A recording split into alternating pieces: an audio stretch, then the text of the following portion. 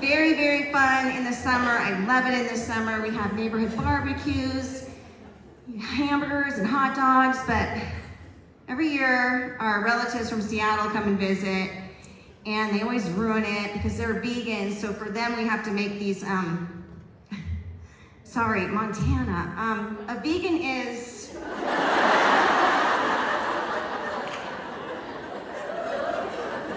we don't get it, do we? A vegan is a crazy person with diarrhea. I know some of you are like, we know what a vegan is, Jody. We're Butte, Montana. We're very progressive. We know what a vegan is. I know. I saw the fanny packs walking in. There's some vegans in the crowd.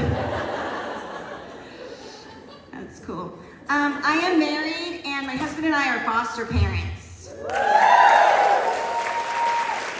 Thank you. So we're going to heaven.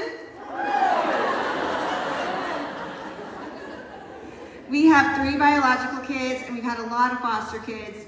And you know, they are kind of messed up. They've got some issues, but our foster kids are great. They're doing just fine.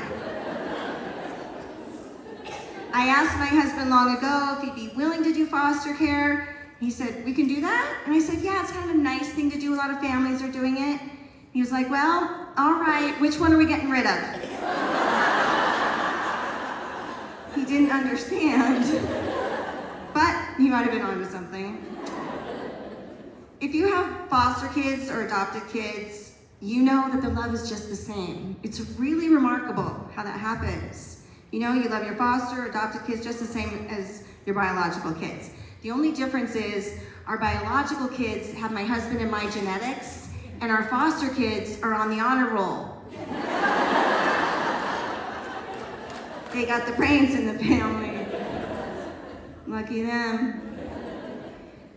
Yep, I'm married, and my husband and I have a good marriage. We have a fun time. Woo!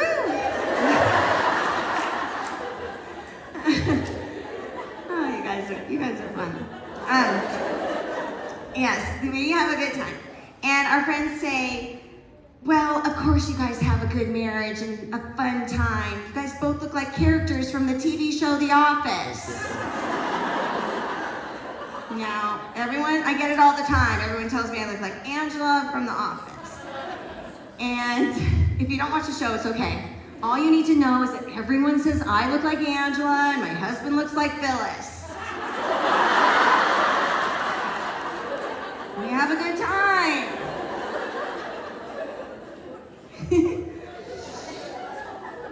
We are still attracted to each other. It's just different now, you know? We're getting older. We've been married a long time. There's a back hair situation. And he has back hair too. So. Velcro. We heard that date night is good for your marriage. So we agreed we'll start doing date nights. And so far, he's had more dates than me. So I'm trying to get on the apps. Daily prayer has not worked yet. Oh my gosh. Anyone else married here tonight? I bet there is. Right here? To each other? No. How long have you been married, sweet young lady on the right? 43 years. Wow. I must say, you look a little young to be married for 43 years. You must have gotten married in high school. Anyone else from Utah here tonight? I was just gonna say, are there any men in here tonight? Are there any guys in here? There's a couple? Yeah, there's a couple? Yeah, that's awesome. That's so cool. Yeah, men always have a fun time at our show too. You know, they like it. And we do this kind of fun thing at the end of the show where we all get in a circle around them. And take turns. Hitting them over the head with a frying pan. That's cool. Thanks for coming, you guys. That's very nice. Give it up for the guys that are here.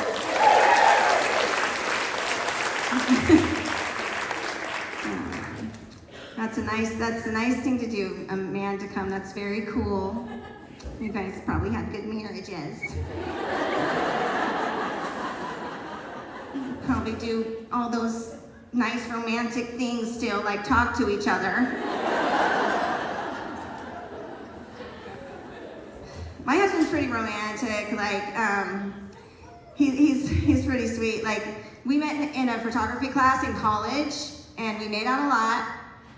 And the other day we were talking about it, and he says to me, so romantic, he says, "Oh man, babe, those were the days. You never look better than you did in that dark room." Isn't that sweet? Had it embroidered on a pillow. He's a sweetie. When I told my mom about him, when I met him back then, she's like, "Oh honey, don't make out with boys in your photography class. Make out with boys in your finance class." That's a smart lady.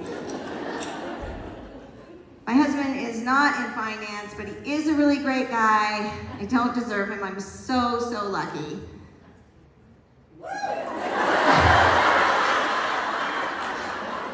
It's all right. Nobody ever says, no, he's lucky too, Jody.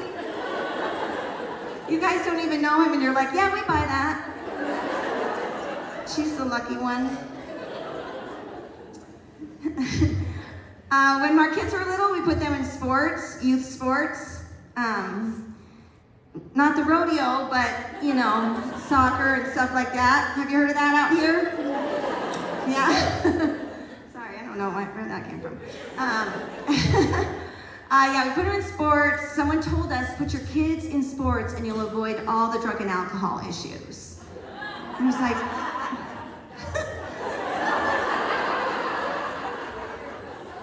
grown kids? Yeah. Well, when I heard that the sports, you know, makes your kids stay out of that trouble, I was like, oh my gosh, that is great news. So I signed my mother-in-law for Pee Wee soccer. Didn't work for her either. We're in that generation of parents that started the participation trophy movement. You do not like that. Here's your problem. You have talented kids. You don't want to share the glory with the rest of our bench warmers. Yay for you. I get it though. I can see both sides, you know. On the one hand, you should have to win the game to earn the trophy. But on the other hand, I'm a Chicago Bears fan.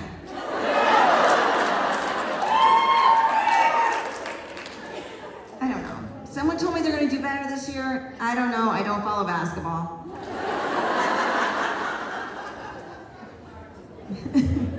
When our kids were in sports, I drove carpool. I loved it so much because kids at that age, they're into gossip, and so am I. And sometimes it got kind of juicy. Like those kids spit their fish crackers out when I told them Connor's mom was sleeping around.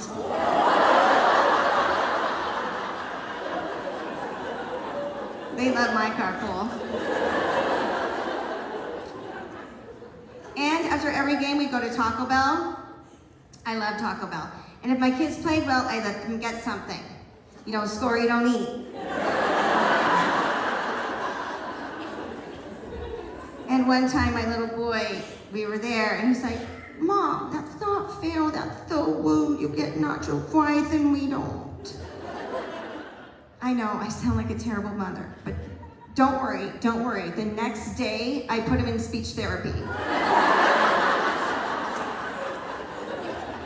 I'm a wonderful mother.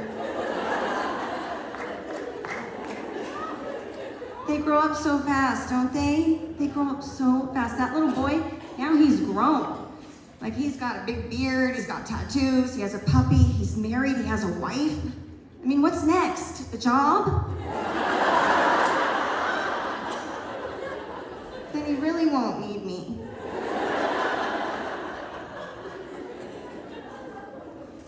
The best people at the kids' games are the grandparents. That's what I think. They're so nice. They're just very positive. They'll say anything to your kid to make them feel like a superstar, you know. One of my daughter's games, my mom was there, and she said, "Oh, honey, since you're the best one on the team, I made my homemade lasagna special for you." And I was like, "Mom, don't lie to her." She's like, "What? She's the best." I said, "No, you bought that lasagna at Costco." I saw the box, you big phony. I was like, "Mom, why didn't you go to any of my games when I was growing up?" She's like, "Oh yeah, we didn't." But you gotta understand, when we were raising you kids, parenting wasn't a thing. We were just adults that happened to have kids. We put you in sports to get you out of our hair. There was no helicopter parenting. No, none of that. No, we were not helicopter parents, we were pickup truck parents. What's that? Pickup truck parent is when you put your kids in the back and hope a couple bounce out. Right, Montana? Yes. Yes. It's legal here, I think. Yeah. Now, my husband and I are empty nesters. I know. You know, usually more people do clap and cheer for that, but I get it. Some of you are still living at home. That's cool. My husband's very happy about this. He's like, "Oh, awesome. Now I can walk around the house in my underwear. I can learn to play the guitar." I was like, "Or we can stay married." We'll try that. We both miss our kids so much. We miss them. I remember they would make such a mess, and I'd get so mad, and I'd start yelling at them. Now they're gone. You know, there's no mess, and I realize I really miss yelling. That was a good stress reliever. So now every afternoon I just call Verizon. The Lord provides. And I miss blaming them for stuff, you know? You'll miss this. Now you gotta find someone else to blame. You know, who didn't turn off the lights? Me. Who ate all the hot Cheetos? Me. Who wore my dress and spilled sauce all over it? My husband. It's not exactly what you're thinking. It's a football thing. He likes to dress up as Taylor Swift for the Chiefs games. She's the coach now. He looks good.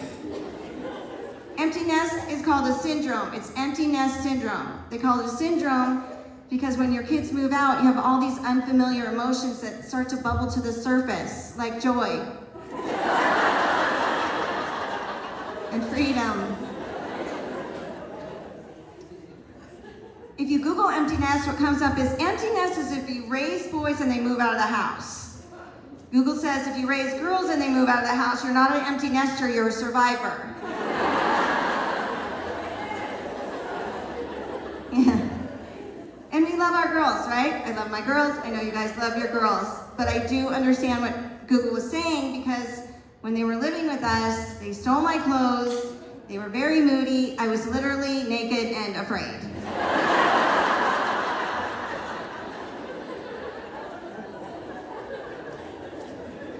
Also, if you Google empty nest, what comes up is now is a great time to reconnect with your spouse. So, yay!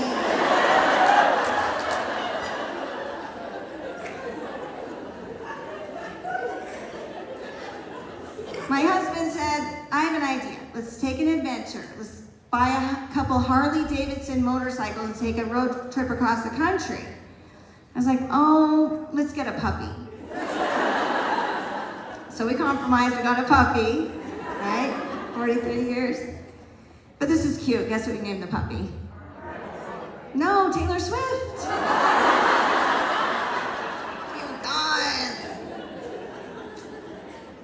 One of our daughters is married, and she's very religious. Our whole family is Christian, but she's our leader. And then she told me, Mom, in the Bible, the Apostle Paul says wives must obey their husbands. I was like, well, keep reading, because Paul gets beheaded.